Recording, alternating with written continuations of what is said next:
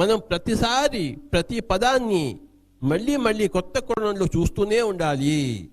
కో creator, సహ సృష్టికర్త. నాకు పిరమిడ్ కావాలి అని నాకు ఒక సంకల్పం వస్తే అయిపోతుందేంటి పిరమిడ్ అక్కడ? ఇంజనీరింగ్ కావాలి, ప్లాన్ వేయాలి. మనకేమో ఇంజనీరింగ్ రాదు. ఇంజనీరింగ్ రావాలి, ప్లాన్ వేయాలి. ఎవరో డబ్బులు ఇచ్చి దాత ఇక్కడ భూమి కొనాలి. మేస్త్రీలన్నీ తీసుకొచ్చి వాళ్ళంతా వేయాలి.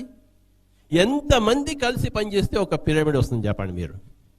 సో వీఆర్ ఆల్ కో క్రియేటర్స్. అందరు కలిపి కోఆపరేటివ్ క్రియేషన్. అందరూ కలిసి కొత్తదాన్ని ఆవిష్కరించడము. నేను మాట్లాడాలి, మరి మైక్ ఎవడిస్తాడు? ఎవడు కనుక్కుంటాడు మైక్? మైక్ ఉంది, ఎలక్ట్రిసిటీ ఎక్కడ ఉంది? ఎలక్ట్రిసిటీ లేకపోతే మైక్ పనిచేస్తుందా?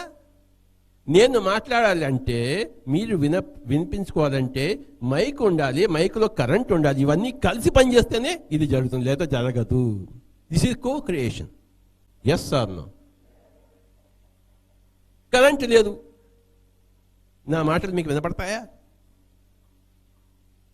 ఆ కరెంట్కి పనిచేసే వాళ్ళు ఎంతమందో ఉన్నారు ఇక్కడ. వాళ్ళందరూ కలిసి పనిచేస్తేనే ఈరోజు మనం ధ్యాన మహాచక్రం ఇక్కడ చేసుకోగలం, లేకపోతే ఇంపాసిబుల్. ఎవరో సితార్ తయారు చేసిస్తే ఈయన సితార్ వాయిస్తున్నాడు, మరి ఈయన ఆ సితార్ తయారు చేసిన వాళ్ళందరికీ కూడా నువ్వు థ్యాంక్స్ చెప్పుకోవాలా వద్దా? ఈ సితారు వాళ్ళందరూ లేకుండా ఇక్కడికి వచ్చిందా? ఆకాశంలోంచి ఊడిపడి వచ్చిందా? Can it come? No way. ఈ మైకు ఎవరో తయారు చేశారు, నేను దాన్ని ఉపయోగించుకుంటున్నాను. Yes or no? నేను ఒక చొక్కా వేసుకున్నాను, ఈ చొక్కా నేను అల్లుకున్నానా? ఎవరు అల్లారు? ఆ పత్తి ఎక్కడి నుంచి వచ్చింది? ఎంతమంది రైతులు ఆ పత్తిని తయారు చేశారు? ఎంతమంది దాన్ని మళ్ళీ దారంగా తయారు చేసి ఎంతో మంది ఎన్నో చేస్తే గానీ నాకు ఒక చొక్కా రాలేదు.